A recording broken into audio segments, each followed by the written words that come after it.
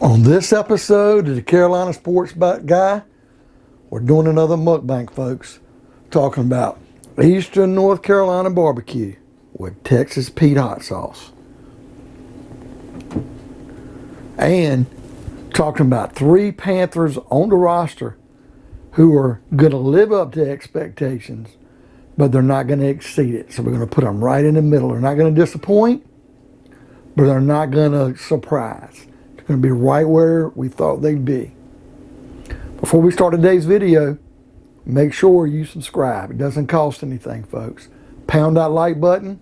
Hit the bell notification to be notified of future videos like these on the Panthers, Carolina Hurricanes, Charlotte Hornets, and other major college sports in both North and South Carolina. And leave me some comments, folks. I appreciate the positive vibes so far.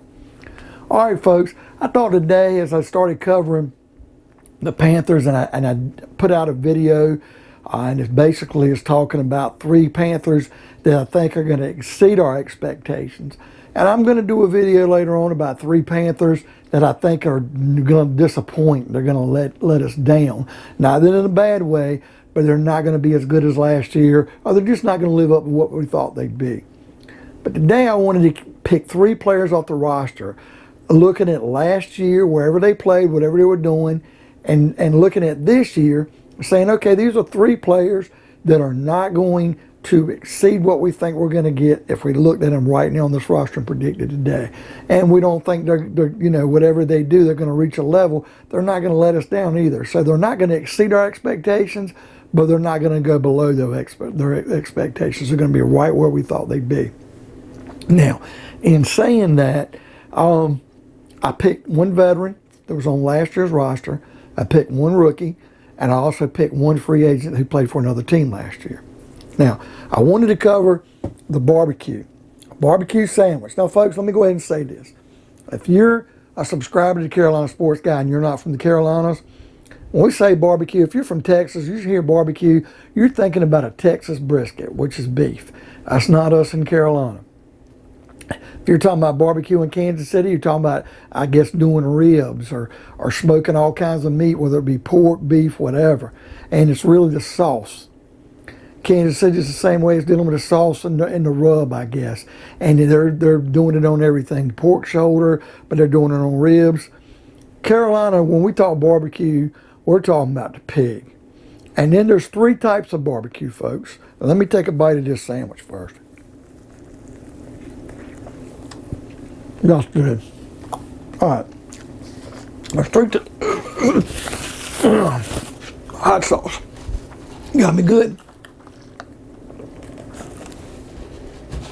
3 types of barbecues in the Carolinas. Number 1, you got to deal with 2 in North Carolina, 1 in South Carolina. The North Carolina, where I live in the eastern part of the state, is an eastern style. It's a vinegar-based barbecue. Got a lot of pepper in it, pepper flakes, but it's vinegar-based. And we believe in our coleslaw being minced. It's a mayonnaise-y, kind of a sweet, crunchy coleslaw. So you get the vinegary taste of the barbecue mixed in, and the pepper mixed in with the sweetness of the mayo, crunchiness, and the wetness of the coleslaw. In the western part of the state, they call it the Piedmont style barbecue or the Lexington style barbecue. And folks, I've been up around Lexington. I guess it's Davidson County or Davie County, around that area before you get to Charlotte, but it's west of Winston-Salem and Greensboro.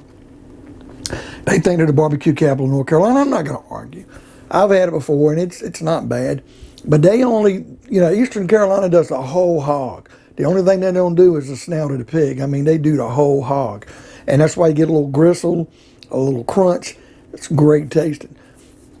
The Western style barbecue, that Lexington / Piedmont style barbecue, is a ketchup-based barbecue in the sauce. And they use a red sauce in their slaw. And I guess they call that like a red slaw. But they only do the pork shoulder. And I believe the South Carolina base is a mustard base. Now, I know some parts, if you get to western South Carolina, They kind of deal like the Piedmont. It's got a little ketchup base. But I do believe the eastern part of South Carolina kind of does it like Eastern Carolina, where it may be mustard based, but it's vinegar as well. So it's a mustard based vinegar, and it's called Carolina Gold in South Carolina. I've never really tried theirs. I'd like to, just to get a comparison. But I'm dealing with the Eastern style today. Now, the food I got today, I wanted to share with you. You know, we get some fries here, and if you didn't know, I'm a big potato guy. Some more hush puppies. Love a hush puppy. And this barbecue. And this barbecue sandwich. It's got the barbecue on it, the minced. It's minced. You can pull pulled pork, but it's minced with a slaw. And a bun. And I don't know if you can see that. I got some Texas Pete on here. Now,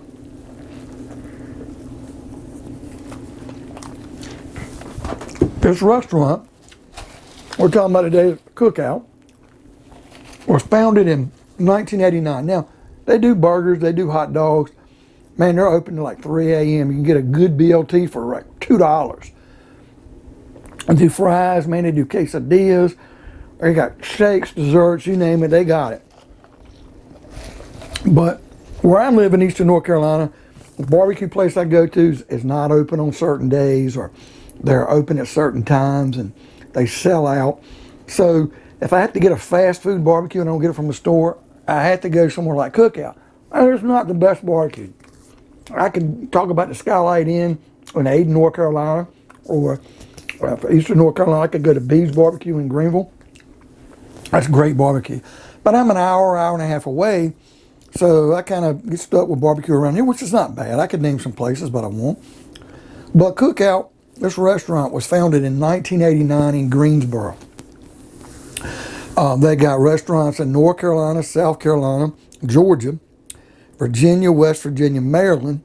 So North Carolina, you kind of see in that Atlantic base, mid-Atlantic from Maryland, Virginia, North Carolina, South Carolina, Georgia, west into Alabama, Mississippi, back up to Tennessee, Kentucky, West Virginia. And that's basically the stint. I think it's 10 states that I have a cookout. And fortunate enough to have one in my hometown. And like I said, it was founded in Greensboro in 1989. And now their headquarters is in Thomasville, North Carolina, which isn't far from Greensboro. But I do put Texas Pete on there, a barbecue. And I got a bottle of Texas Pete here. Now, if you're from North Carolina, you're very familiar with Texas Pete. In case you didn't know and you're not from the Carolinas, Texas Pete has nothing to do with Texas. It goes way back. Texas Pete was kind of invented in 1929. They were a restaurant, but they kept the sauce all these years. The restaurant died out. It's not a very hot barbecue, so if you're a hot person, loves hot Mexican food, or Texas, and you want to scorch your food, it only rates a 747 on that Scoville Heat Index. So not very hot, a little tangy bite to it, but really good. But it's called Texas Pete. They were going to name it Mexican, whatever it was going to do. And they didn't want to do that at the time in the 20s. They said, no, we want to keep it in the U.S. basis across the border. And they just said, let's come up with Texas Pete. Now, they put this little guy on the bottle. But that's my go-to hot sauce, and I love it.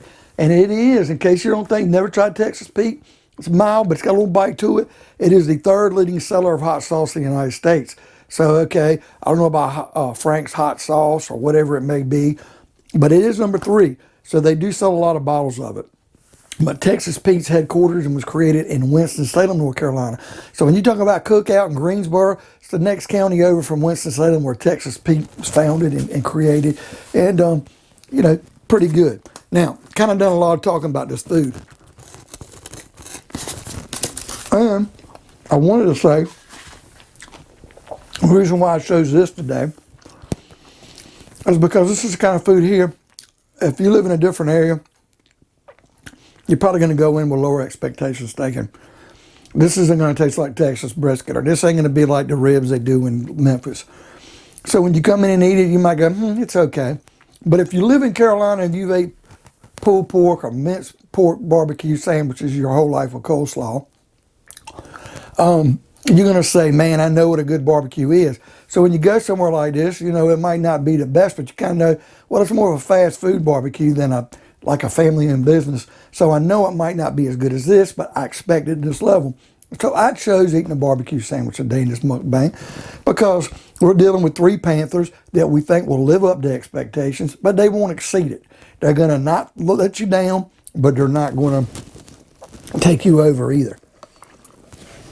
And the 3 I got, we'll start with number 1. We'll go with the rookie. The rookie who I feel, and you know, like I said in an earlier video, that I thought the undrafted guard from Grambling State, David Moore, is going to really impress. And I've got another rookie that I drafted higher than the one I'm getting ready to mention that I think is not going to be as impressive as we expect him to be where he was drafted, but we'll get it out later. But the rookie that I think is going to meet expectations right where he's going to be is Chuba Hubbard, the running back at Oklahoma State. Now, I went back and looked at his stats, folks. He is from Edmonton, Canada. So if we ever get to play Green Bay, this guy's going to be right at home. But his time at Oklahoma State, 3 years, he didn't play as many games this year because of COVID. And he had a lot of yards. But if we go back the year before, man, the guy had over 2,000 yards rushing, and he had like 20-some touchdowns. Incredible. I mean, you're talking about Heisman Trophy type numbers. So the guy's really been impressive. But he is not going to be the number 1 back as long as Christian McCaffrey's healthy and ready to go. Now, in saying that, we don't want McCaffrey to get hurt again. We don't want him to get nicked up. I do expect us to give him a break if we're winning in a big game, or spell him from a couple plays in case he looks injured, or just if he's a workhorse and he's already got 180 yards in a game. I hope give him a break. We're going to put Hubbard in. I think we really need to get Chuba Hubbard about 6 or 7 carries a game, or at least a couple passes out of the backfield as well. But he's not going to be the workhorse as long as McCaffrey's healthy, because that's what McCaffrey's getting paid for. But because of this, I think Hubbard's going to come in. He's going to score a few touchdowns. He's going to have some nice runs. It's going to get in the game. Probably have 50, 60 yards rushing on 4 or 5 rushes. And that's going to be impressive, but it's not going to be that, it's not going to blow you away just because of the amount of production again. But I don't think he's going to let you down either. I don't think he's going to be somebody, man, we drafted this guy in the 4th round. He's not even hitting the field. He's not dressing out. No, I think he'll play in every game. It's just going to be limited. So that's why I think he's going to live up to expectations right now, but he's not going to exceed it. Now, number 2 on this list, I'm going with a free agent here. And the free agent I believe that I mentioned is going to really blow us away was Morgan Fox, the defensive end we got from the Rams. Well, the free agent here that I think he's not going to unimpress, but he's going to meet expectations, is going to be DaQuan Jones, the defensive tackle from Tennessee. Now, understand, I expect him to do a really good job. I really do. I just think when you've got Bravion Roy, who did good last year as a rookie, you got Derrick Brown, who is the beast. We drafted, Davion Nixon.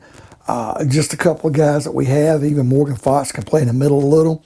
I don't think that DaQuan Jones is going to let us down by any stretch. But I don't think he's going to go out here and lead the team in sacks, or he's going to come out and be the number 1 defensive tackle. But I don't think he's going to be like last year. We got Stephen Weatherly at defensive end and just shit the bed, do a kerplunky and not do well. I think he's definitely going to live up to expectations, and that's where he's going to be. The guy's a 9-year veteran, played at Penn State. I think he's had like 9 sacks or something like that over his period of time. I expect him to have a few sacks here for the Panthers, but he's just not going to blow anybody away. Okay? I'm getting a taste of this hush puppy here. I was saying that, like I said, he's going to be a solid contributor.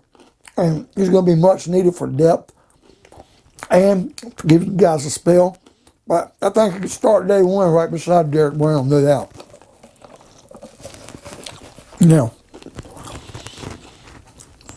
the one veteran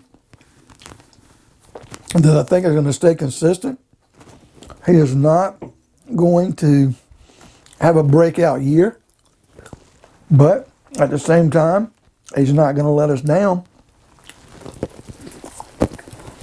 As a 4-year veteran, we drafted, I believe in the 4th or 5th round, from Ole Miss, Marauis Haynes, defensive end. And I love Marauis Haynes, number 98. Sometimes I don't think he gets enough playing time. But I picked Haynes, and I could have picked others. And I want to keep this guy. I want him to stay with this team. I love to see him break out. But the talent and the depth we have on the defensive line, he's really going to have to blossom and push. Now, even though I say that, I don't think he's going to exceed expectations. It's not to badmouth him, because I do think he's very valuable, and he will be on this team. I just feel that, even if he's not injured, that he's going to have a hard time exceeding expectations because of Brian Burns and other guys on defensive end, Hassan Reddick, with Morgan Fox and other guys. But I will say this. I don't think he's going to let us down either. I don't think he's going to get pushed down the depth chart. Even bringing new guys in, he's going to get about the same amount of playing time. And I think he's going to, get a few sacks for us. He's going to have some good games. And some games he'll probably disappear a little bit just because of the other depth we have, no fault of his own. All right, folks, what do you think about that? Have you ever tried North Carolina barbecue Eastern style? Leave me some comments on that. What's your favorite go-to food? And by all means, leave me some other comments on today's topic. Players you think will live up to expectation but not exceed it. Leave me some comments. Hit that bell notification. Be notified of future videos like what you see today. Pound that like button. And by all means, folks, by all means, subscribe. It doesn't cost anything. And we will see you in another episode of Carolina Sports Guy. Ooh.